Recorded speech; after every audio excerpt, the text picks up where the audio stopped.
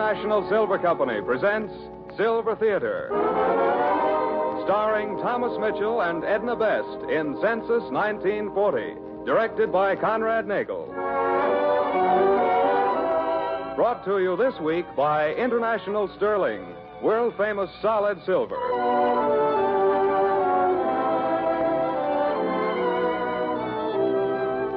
And here is our director, Conrad Nagel. Good afternoon, ladies and gentlemen. We welcome you to the 29th program in the current Silver Theater series. Today, our guests are Thomas Mitchell and Edna Best, stars of the new RKO production, Swiss Family Robinson. Our play is a timely one, Census, 1940, which has been especially written in collaboration by True Boardman. Next Sunday, another important star returns to the stage of our Silver Theater, and if you...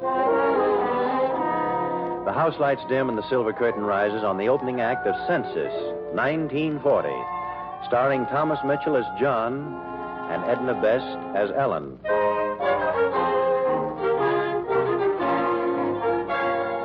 The time, late afternoon of a day in April, 1940. The scene, a small house overlooking the sea on the Massachusetts coast. Yes? Good evening. I'm the census taker. Oh, good evening. Come on in. Thank you. Are you the lady of the house? Me? Lord, no. I just come out here days to cook and clean for Mr. Thompson. Oh. Then may I see the owner now? Oh, yes. He's right in the other room there. Oh, young man, maybe I ought to warn you. He's sort of failing, Mr. Thompson is. You mean he's ill? Well, he has been. Sometimes I hear him talking to himself in there, like there was somebody with him. Really? Oh, he's a nice enough old fella, but queer-like, you know. Just as liable as not to go plumb off to sleep while you're talking to him. Oh, but don't think nothing of it. Come on. Yes? Oh, Mr. Thompson, it's the census man. Huh? Census. Oh, come in. Well, I'll get on with my work. Sit down, young man. Sit down. Thank you, sir. Or should I say captain? Captain? This room looks almost like the bridge of a ship, so I thought perhaps... Oh, I noticed that, did you? Yes, I did sort of make the place ship-shape. Then you are a seaman, sir? Seaman? Me? Well, in a way, but not exactly. Matter of fact, my home is in Lawrence County, Kansas. Well, I'll just start on these questions. Now, let's see. I have the address. Now, your full name. Your full name, sir. Oh, my name, John S. Thompson, S for Sloan. Does anyone else reside here, Mr. Thompson? What's that? Are you married, Mr. Thompson? John, he's asking about our being married. I know, Ellen. What? Mr. Thompson, didn't you hear me? I asked if you were married. Answer him, John. Tell him about us. You remember, even though it's over 40 years ago, you remember. You must remember. 40 years ago.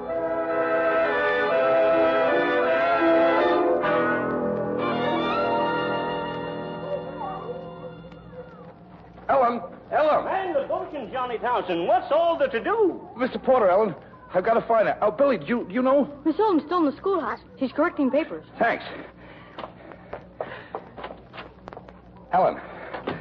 John, what happened? Well, it's all set. What on earth are you talking about? Look, remember all those books we read together? The travel books? The ones on navigation? Yes, of course I remember. Well, I'm going to find out whether those books tell the truth or not for myself. You're not going away? I'm going to see Ellen. I settled it with Dad today.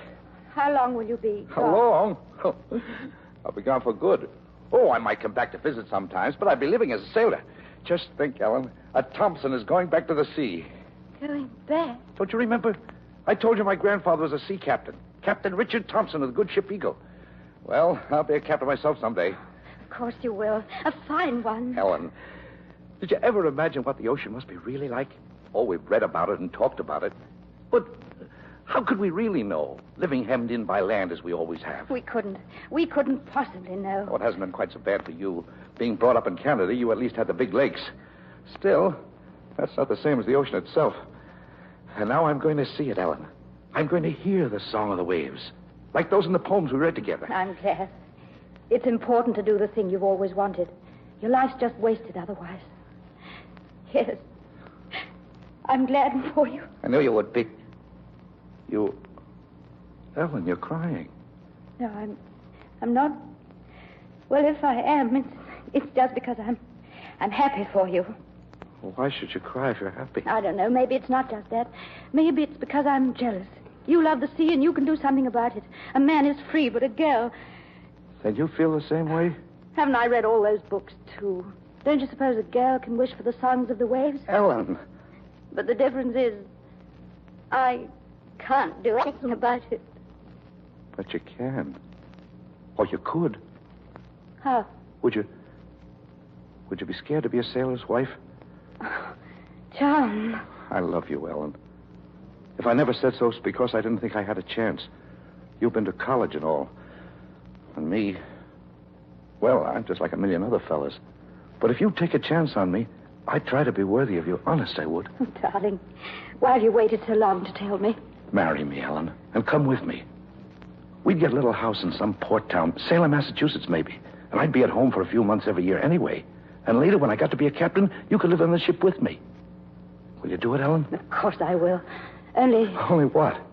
What's wrong? Well, it costs a lot to travel clear to Massachusetts and then get a house. Yeah, that's right. Maybe you better go on without me. You think I could do that now? Wait.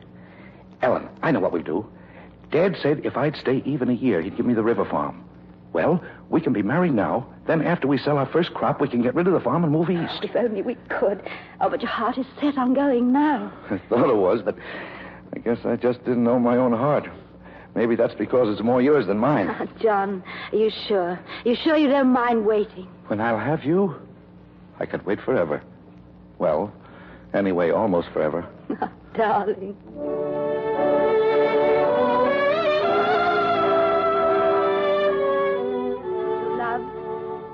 Cherish till death do us part.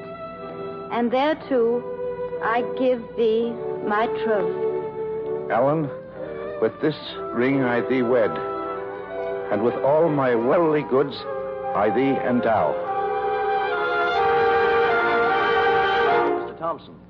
Mr. Thompson, didn't you understand me? I asked if you were married. Married, you say? Yes. Yes, I'm married.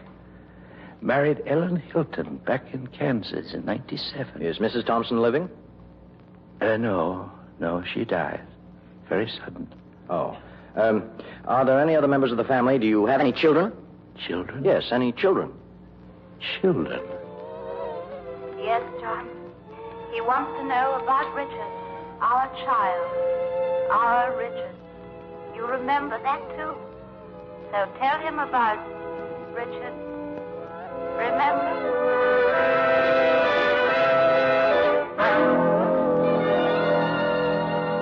$700, Ellen. That's a crop to be proud of. No farm in the section had a better yield to the acre. Oh, you worked hard, darling. That's the reason. John. Yeah? There was a package came for you today. It's in the other room. Book, isn't it? Wouldn't be surprised. What's the name of it? The Trade Winds Call. And they still do, don't they? Well, don't they for you? We promised ourselves we'd go east a year ago. Yes, I know, but I'm afraid we can't very well. You've changed your mind. You don't want to go. I felt that. No, it's not that. It's just that we waited too long. Too long? John, we can't go now for at least another year. Another year? Ellen. Oh, darling. We owe our child security, even if we don't ask it for ourselves. Of course we do. With news like that, doesn't matter if we never leave here. Well, anyway, not so much. I promised I'd go with you, and I shall. We'll just have to wait a while, that's all. We'll call him Richard, Ellen. After that grandfather of mine who was the sea captain. All right. But you're awfully sure he's going to be a him. Of course I'm sure. You wait and see. I guess I'll have to.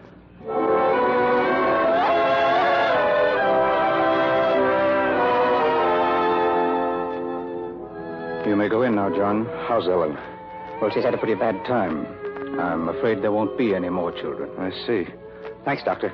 Go on in.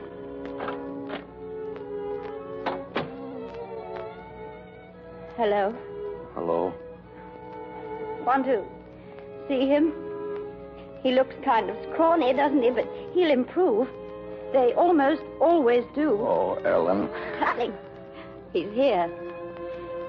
There's nothing to be upset about now. Nothing in the world.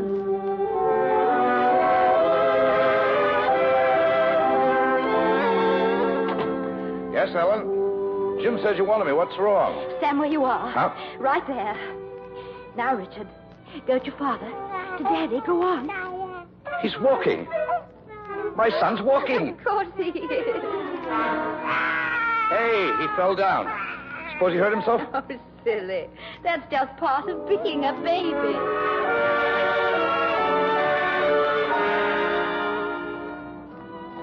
Then, son, the pony didn't get out of the barn himself. You let him out.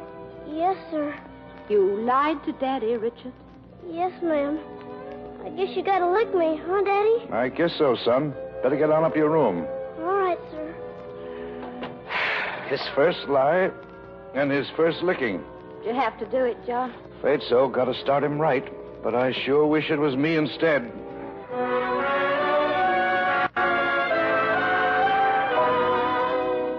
Watch sharp now, Richard. But, Dad, what if we do spot a deer and I miss? Will you ever bring me hunting again? Shh. You won't miss. There. There's a buck now. Down in the stream bed. I see him.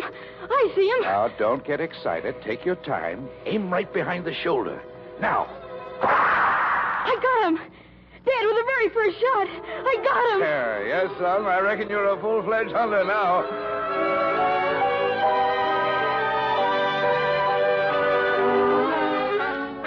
The Navy, Richard. But you're only a boy. I'm almost 18.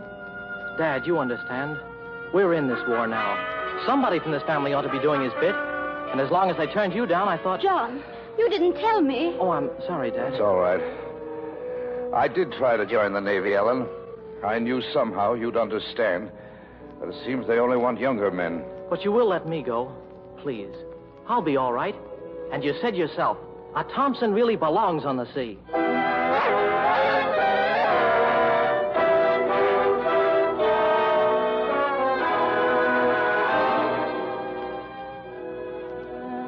Secretary of Agriculture commended John Thompson and other leading farmers of this district for their cooperation in meeting the additional demand for wheat brought on by the war. Oh, darling, in the paper. Oh, I'm so proud of you. Lots of farmers are doing as much as I am. John, what's wrong? Ellen, a letter. There was a letter. From Richard? What is it? Tell me. Ellen, you've got to keep hold of yourself. This just came. Better read it. No. It's not true. Steady, Ellen, steady. It's my fault. I shouldn't have let him go. John! John!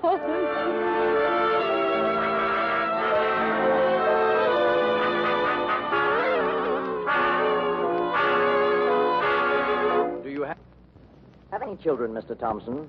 Mr. Thompson? Yes? Yes. Children. One child. We had one child, Richard, born 1900. Your son is living? He joined the Navy in 17. They assigned him to a ship called a Cyclops. Collier she was. Cyclops, oh, I've heard of it. She sailed from Barbados, West Indies in March 1918. Full crew, full cargo. Was never heard from again. Oh, then your son was lost at sea, Mr. Thompson? Yes. Yes, he was. Lost at sea.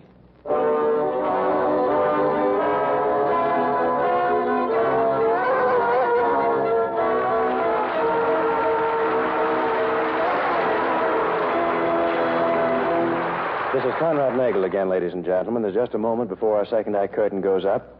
The house lights dim and the silver curtain rises on the final act of Census 1940, starring Thomas Mitchell and Edna Best as John and Ellen Thompson. The scene is the same, a small seaside cottage.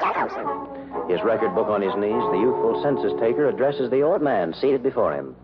Well, Mr. Thompson, sir, if you're tired or don't feel up to it, I can come back and finish this some other day. Nothing of the kind. Census is important. People have got to help all they can. Go ahead, young man. All right, sir. Well, let's see. Age, your age, sir. I'm 67. No, had a birthday last week. 68. 68. Now, where were you living on April 1st, 1935? 1935? Yes, 5 years ago. 5 years ago. 5 years ago. You'll have to remember that too, John. 5 years. Go back and remember.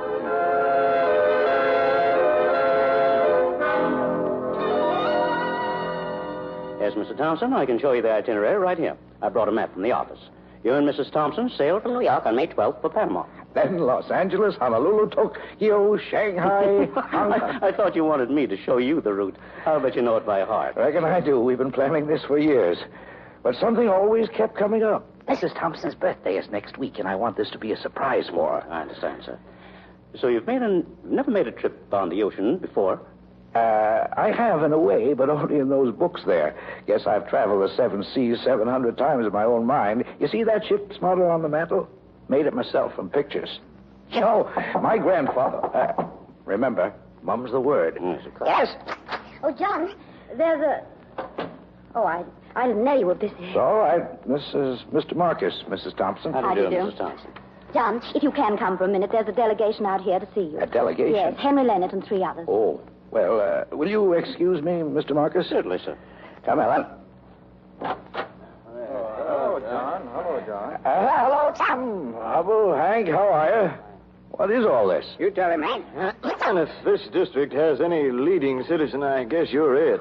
You don't tell me. No, John, this is serious. Oh, my mistake. Go ahead, Hank. There's lots of things we aren't forgetting, John. How you figured out a way to help us keep our funds and the banks weren't lending a dime. How you thought up that idea of a cooperative during the drought. Get to the point, Hank. All right, I will. John, we've been talking it over, and we want you to run for Congress in this district. Oh, darling, isn't that wonderful? We're right certain we can put him over, Miss Thompson. Sure we can. What do you say, John? Well, I'll have to talk it over with the boss. That's Ellen. Did have some other plans, but well, I'll think about it. You do that, and let us out. Come on, boys. Think it over, John. So long. Thanks. John, why didn't you tell them yes? What could possibly be more worthwhile than this? Nothing, I guess. Nothing. What's wrong? I should think you'd be proud, as I am. Oh, I am in a way, only... Well, Ellen, I was counting on a trip. A trip? Where? Around the world. We've had a date with a couple of oceans, you and I. Or maybe you've forgotten. No, I haven't forgotten. I've never forgotten. But there's always been something to stop us. Now I thought we could make it at last. Oh, but this is more important. You must see that. Is it? Well, maybe you're right. Maybe it is. Then you'll do it. You will run. Yes, I reckon so. Oh, good. And Henry Leonard's right. We can elect you. Here, where are you going? Over to Mary Vance's. You know how much influence she has with the women, Percy. Starting to campaign a little early, aren't you? Well, you can't start too early. I won't be gone long. Ellen, wait. I don't like you driving alone. The roads are bad after that storm yesterday. Now, if you'll wait till I get rid of that young man... Now, John Thompson, will you ever get over treating me as though I needed a guardian? I'll drive myself. I'll be back inside of an hour. Goodbye. Bye, Ellen. Bye.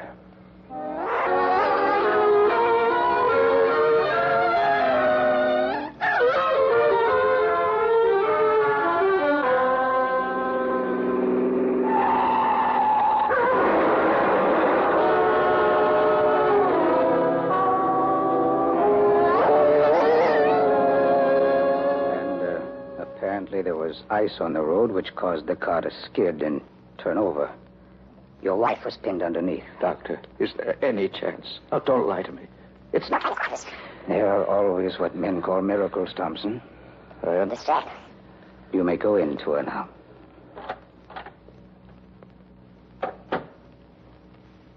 Hello. Hello. Ellen. So glad you got here. You better try to talk. But I want to. Well, I want to. All right. Let's not pretend, John. There's not time enough for that. While I've been lying here, a lot of things have become clear. And there's something I want you to do for me. Anything, my dear. Tell them no about the election. It's not the thing you want.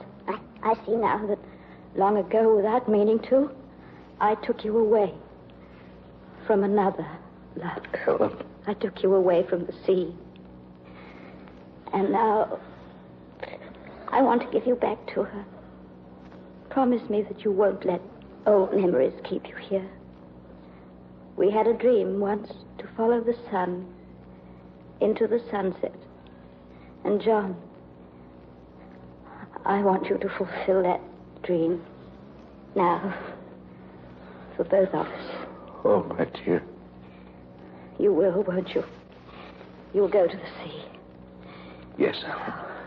I'll go. We should have gone together years ago. But you can still have the sea and the ships you've longed for. And someday I'll sail them with you, John. Somehow, I know that. You will. I'm sure you will. Now you must rest.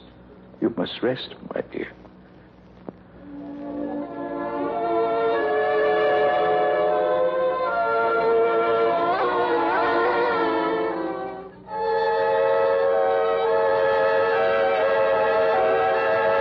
You haven't answered me, Mr. Thompson. Answer? Yes, I asked where you were 5 years ago.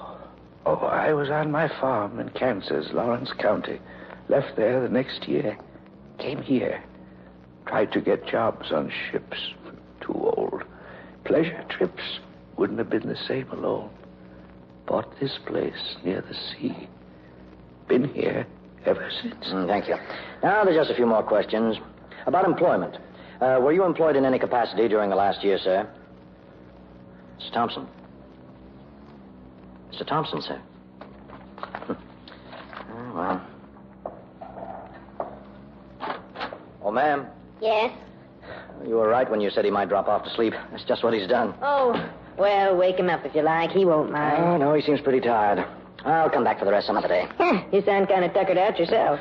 Yes, I am. I made a lot of calls today. Bet you meet a lot of people in your job. Interesting? I don't know. As far as I can see, most of the 130 million lead pretty ordinary lives like old Mr. Thompson's. Just run of the mill. Yeah, suppose you're right. It's funny, though. What?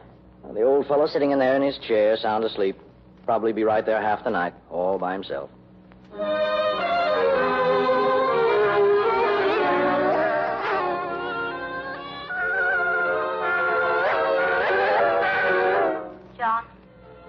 John, darling. Oh, did I forget some questions? No, you didn't forget. But the census fellow. He's gone. But he hadn't finished. Will he be back? I don't think he'll need to come back. But the census is important. Every citizen should help. That's true, darling. But with so many, many others to be counted, don't you think the census man could do without just one name? What do you mean? Ellen, I can see you. I haven't seen you the other times. Not since... Of course you see me. We're going now, John. That ship that's been waiting so long. We're sailing on it together. Together? Ellen. Oh, my dear. At last.